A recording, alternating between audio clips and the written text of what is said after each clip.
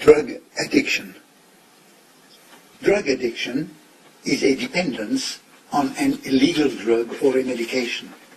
Addicts may not be able to control their drug use and may continue using the drug despite the harm it causes. Physical addiction appears to occur when repeated use of a drug alters the way the brain feels pleasure. The addicting drug causes physical changes to some neurons which use neurotransmitters to communicate. There are two main causes of addiction. First, environmental factors include the patient's family's beliefs and attitudes and exposure to a peer group that encourages drug use. Secondly, genes may influence the development of addiction.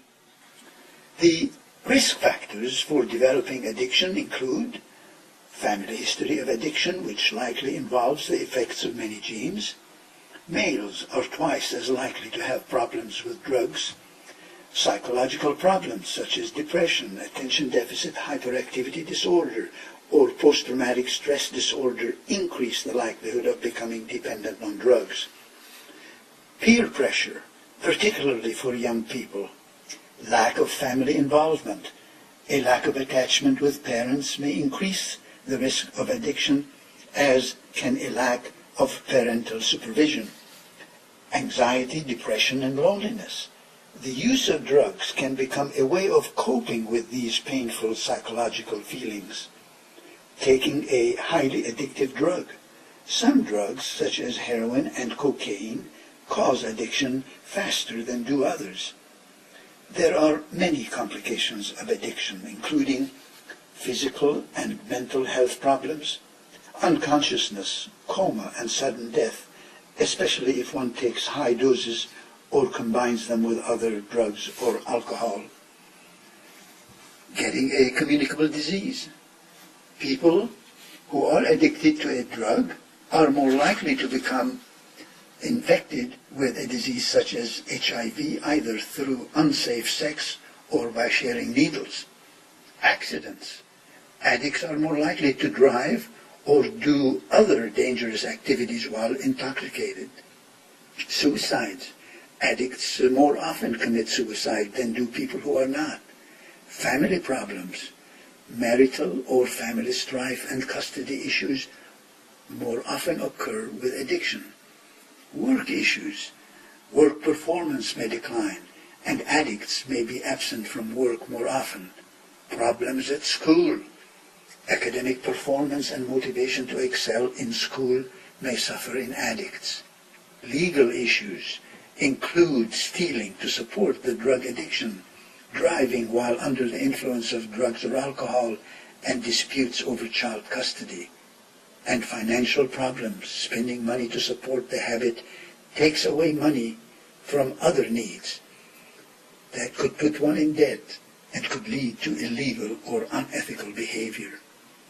The general symptoms of addiction include feeling the need to use the drug regularly, daily, or even several times a day, failing in attempts to stop using the drug, making certain that a supply of the drug is maintained, spending money on the drug even though one can't afford it, doing things to obtain the drug that one normally wouldn't do, such as stealing, feeling the need for the drug to deal with the addict's problem, driving or doing other risky activities when under the influence of the drug, focusing more and more time and energy on getting and using the drug, and one might be able to tell that a family member or a friend is using or abusing a drug based on the physical and behavioral signs and symptoms associated with the drug.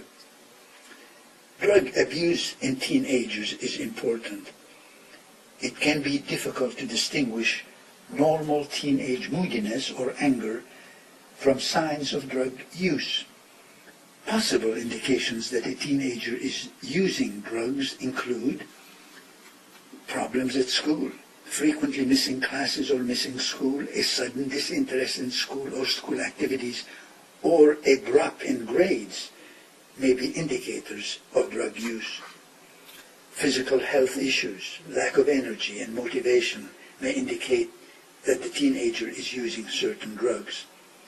Neglected appearance. Teenagers are generally concerned about how they look. A lack of interest in clothing, grooming, or looks may be a warning sign of drug use. Changes in behavior. Teenagers enjoy privacy, but exaggerated efforts to bar family members from entering their rooms or knowing where they go with their friends might indicate drug use. Also, drastic changes in behavior and in relationships with family and friends may be linked to drug use. Spending money. Sudden requests for money without a reasonable explanation for its use may be a sign of drug use. One may also discover money stolen from previously safe places at home.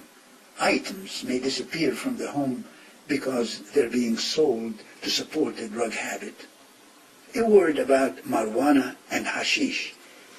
An individual may develop psychological addiction to cannabis compounds, including THC, tetrahydrocannabinol, which is found in marijuana and hashish. People who have a marijuana addiction generally use the drug on a daily basis. They do not actually have a chemical dependence on the drug, but rather feel the need to regularly use the drug. The signs of use and dependence on marijuana can include a heightened sense of visual, auditory, and taste perception, poor memory, increased blood pressure and heart rate, red eyes, decreased coordination, difficulty concentrating, increased appetite, slowed reaction time, and sometimes paranoid thinking. What about barbiturates and benzodiazepines? Barbiturates and benzodiazepines are prescription central nervous system depressants. Phenobarbital, Amital, Seconal are examples of barbiturates, and benzodiazepines include tranquilizers such as diazepam, Valium, alprazolam, Xanax, lorazepam, Ativan, Klonopin, and Librium.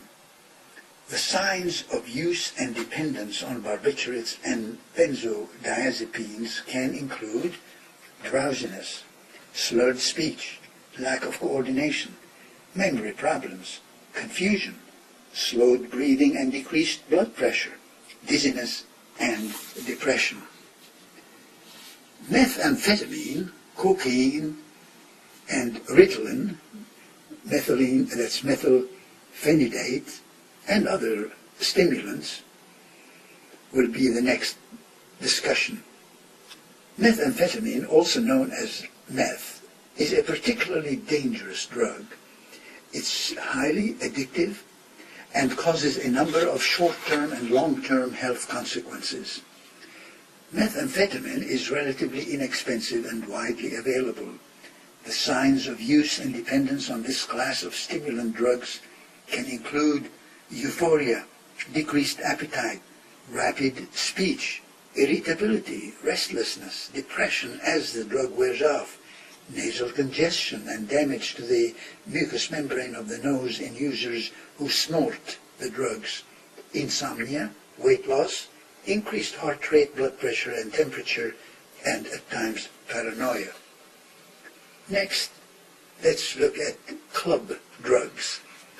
Club drugs are drugs commonly used by teens and young adults at clubs, concerts, and parties. Examples include ecstasy, MDMA, GHB, Rohypnol, that's the roofies, and ketamine. These drugs are not all classified in the same category, but they share some similar effects and dangers.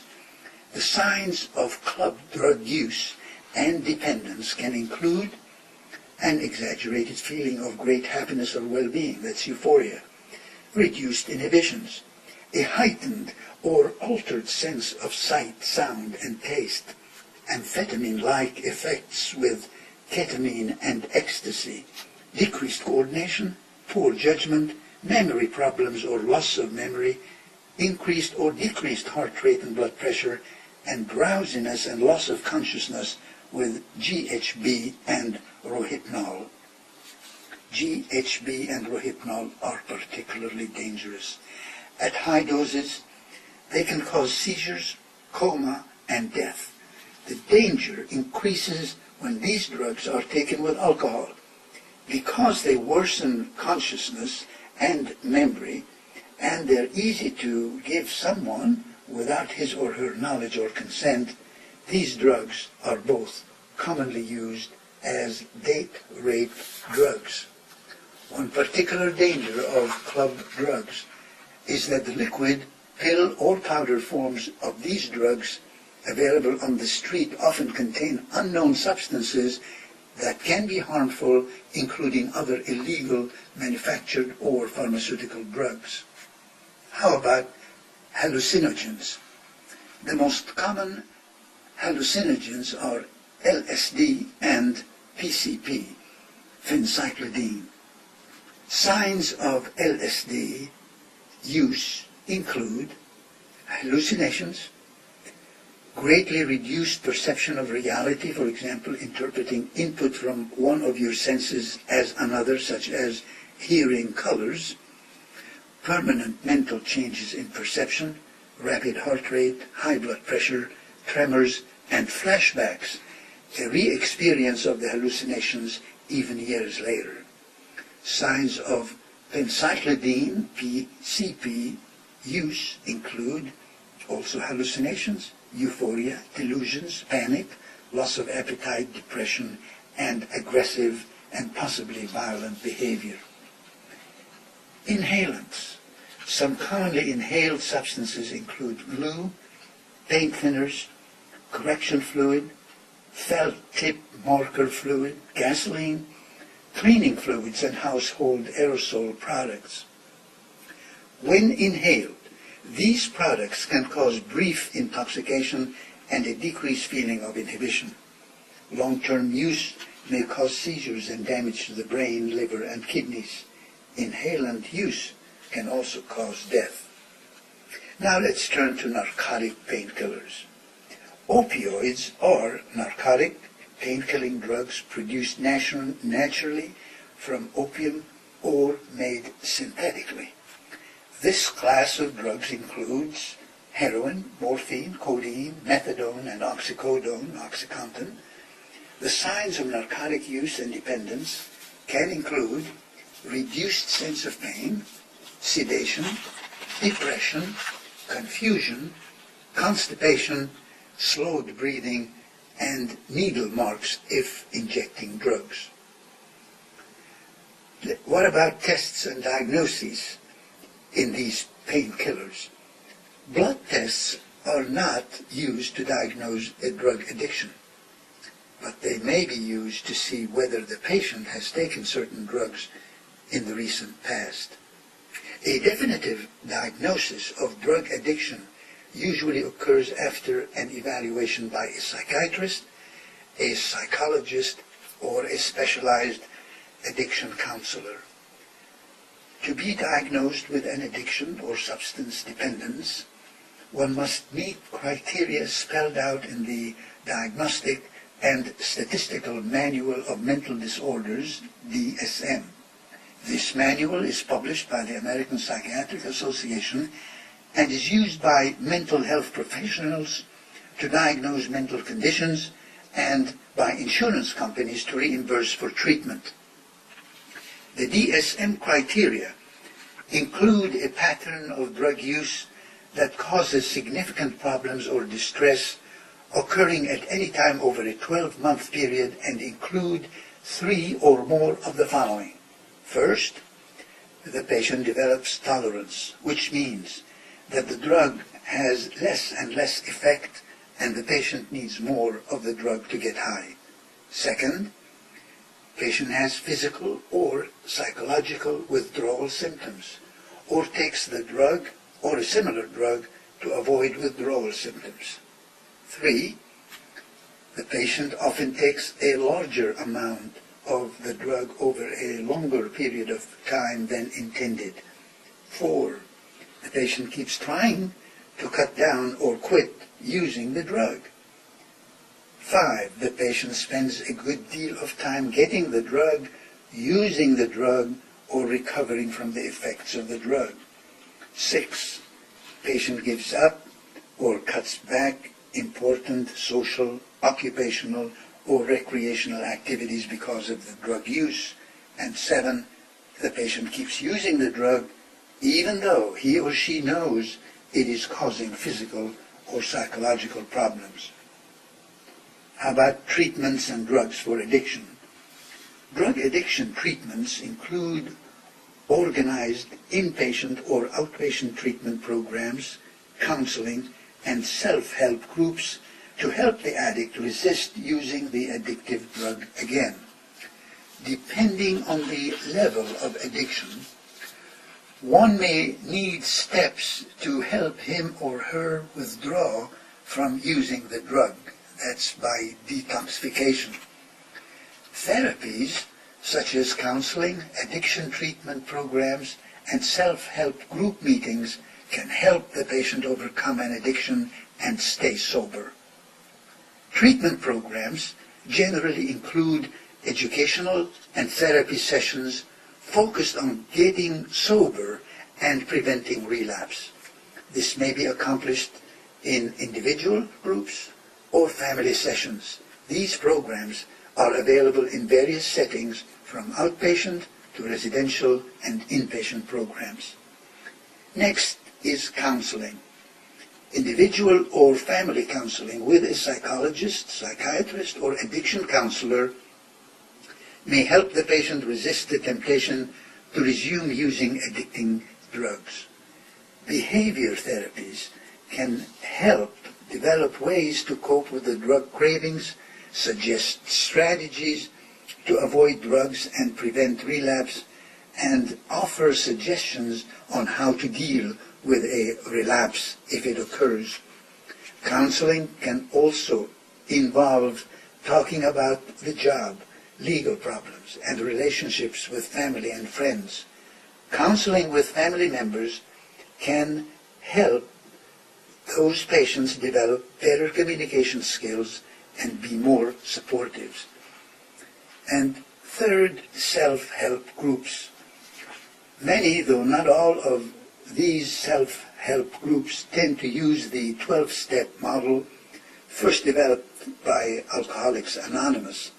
Self-help groups such as Narcotics Anonymous exist for people addicted to drugs such as cocaine, sedatives, and narcotics. The message is that addiction is a chronic disorder with a danger of relapse, and that ongoing maintenance treatment, which may include medications, counseling, and self-help group meetings, is necessary to prevent a relapse. Doctor or counselor can help in locating a self-help group. One can also find listings for self-help groups in the phone book, at the library, and on the internet. Now let's talk about withdrawal therapy and detoxification. The goal of withdrawal therapy, detoxification, is for the patient to stop taking the addicting drug as quickly and as safely as possible. Detoxification may involve gradually reducing the dose of the drug or temporarily substituting other substances such as methadone that have less severe side effects. For some people, it may be safe to undergo withdrawal therapy on an outpatient basis. Others may require admission to a hospital or a residential treatment center. Withdrawal from different categories of drugs produces different side effects and requires different approaches. Let's look at depressants. These include the barbiturates and the benzodiazepines and others. Minor side effects of withdrawal may include restlessness, anxiety, sleep problems, and sweating. More serious signs and symptoms also include hallucinations, whole body tremors, seizures and increased blood pressure, heart rate, and body temperature. Withdrawal therapy may involve gradually scaling back the amount of the drug, adding another medication to help stabilize the nerve cells during the detoxification process. Next, stimulants, which include amphetamines, methamphetamine, cocaine, Ritalin, and others. Here, the side effects of withdrawal typically include the depression, fatigue, anxiety, and intense cravings. In some cases, signs and symptoms may include suicidal thought and suicidal attempts, paranoia, and decreased contact with reality, and that's an acute psychosis. The treatment during withdrawal is usually limited to emotional support from the family, friends, and the doctor. The doctor may recommend medications to treat paranoid psychosis or depression. Opioids, which include, as mentioned, heroin, morphine, codeine, OxyContin, and others, withdrawal side effects of the opioids can range from relatively minor to severe. On the minor end, they may include runny nose, sweating, yawning, anxiety, and drug cravings. Severe reactions may include sleepiness or sleeplessness, depression, dilated pupils, rapid pulse, rapid breathing, high blood pressure, abdominal cramps, tremors, bone and muscle pain, vomiting, and diarrhea. Doctors may substitute an artificial opiate, such as methadone or buprenorphine, Subutex, and Suboxone, to reduce the craving for heroin during recovery. Suboxone therapy is the most popular medication administered to opioid dependence in the 21st century. It is mainly done under strict and monitored conditions, and taking Suboxone will always require the assistance of an attending physician to make sure that the correct dosage is taken. Suboxone contains buprenorphine, which is another type of opioid that elicits minimal euphoric effects as compared to addictive drugs such as morphine and heroin. The drug works to help curb a patient's cravings and minimize, if not prevent, the occurrence of withdrawal symptoms that are normally associated with quitting drug use. The therapy with Suboxone usually starts when the patient is already in a mild withdrawal state. The first dosage of Suboxone is administered to the patient so that buprenorphine attaches itself to the opioid receptors in the brain that were once occupied by morphine or other drugs. Throughout the duration of the therapy, patients and healthcare professionals are supposed to watch out for any signs of relapse or the occurrence of withdrawal symptoms, especially when dosage is gradually being decreased. The typical therapy with Suboxone lasts for 3 to 5 months. During such time, dosage may be adjusted according to the patient's needs. Suboxone therapy is meant to be administered in conjunction with counseling. The medication is given with psychological treatment and a reintroduction to society. Suboxone in itself can cause dependence in the long run. Now let's turn to coping and support. Overcoming an addiction and staying drug-free require a lot of effort. Learning new coping skills and knowing where to find help are essential. And here are some steps that the patient may want to consider. First, see a therapist. Drug addiction is linked to a number of problems that may be helped with counseling and psychotherapy. One may have other underlying mental health concerns that need to be addressed, or may have marriage or family problems that need to work through. Therapy may help the patient regain peace of mind and mend relationships. Second, join a support group. Support groups such as Narcotics Anonymous can be very effective in coping with addiction. Compassion, understanding, and shared experiences can help one break the addiction and stay drug-free.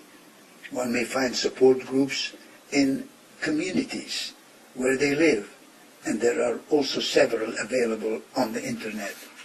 Number 3, seek treatment for other mental health disorders. Because people with other mental health problems, such as depression, are more likely to become addicted to drugs, seek immediate treatment from a qualified mental health professional if one has signs or symptoms of mental illness.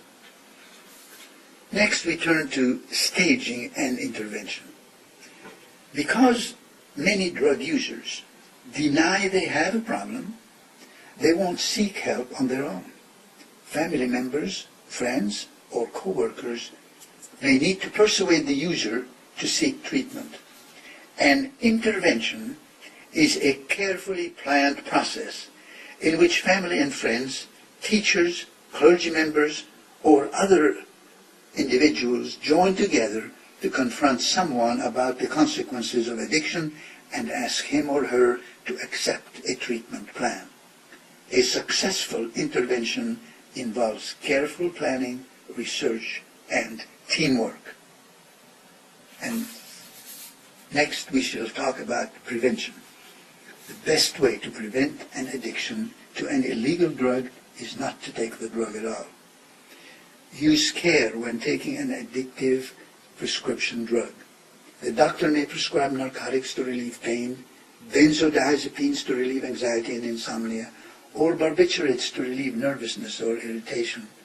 Doctors prescribe these medications at safe doses and monitor their use so that patients are not given too great a dose or for too long a time. Preventing drug abuse in children is particularly important. One needs to take the following steps to help prevent drug abuse in children. First, communicate. Talk to your children about the risks of drug use and abuse. Listen. Be a good listener when the children talk about peer pressure and be supportive of their efforts to resist it. Set a good example. Don't abuse alcohol or addictive drugs. Children of parents who abuse drugs are at greater risk of drug addiction. And finally, strengthen the bond. Work on the relationship with the children. A strong, stable bond between the parent and the child will reduce the child's risk of using or abusing drugs. And finally, preventing a relapse. Once a person has been addicted to a drug, he or she is at high risk of falling back into a pattern of addiction. If one does start using the drug, it's likely that he or she will lose control over its use again, even if the patient had treatment and has not used the drug for some time. So the message would be, number 1, avoid high-risk situations. Don't go back to the neighborhood where he or she used to get the drugs. Stay away from the old drug crowd. Second, get help immediately if you use the drug again. If you start using the drug again, talk to your doctor, your mental health provider, or someone else who can help the patient right away. And finally, stick with the treatment plan. It may seem like the patient has recovered and does not need to keep taking steps to stay drug-free, but the patient should not stop seeing the psychotherapist, going to the support group meetings, or taking prescribed medications. The chances of staying drug-free are much higher if one continues treatment after he or she recovers. Thank you.